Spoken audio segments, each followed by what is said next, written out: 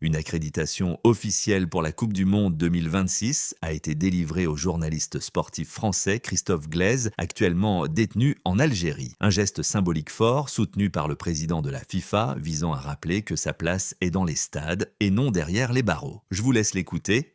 Il y a une chaise vide dans cette salle. And this empty seat is for a French journalist, Christophe Gleizes, who is the only sports journalist who is detained in the world. And of course he has an accreditation, and of course he has his seat here for him. And I've invited his parents to a game, France-Senegal. But I really hope that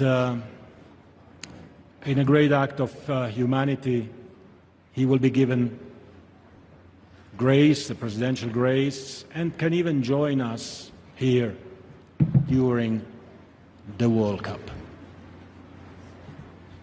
But for the time he's not here, his seat is here for him, for Christophe. Pour Christophe.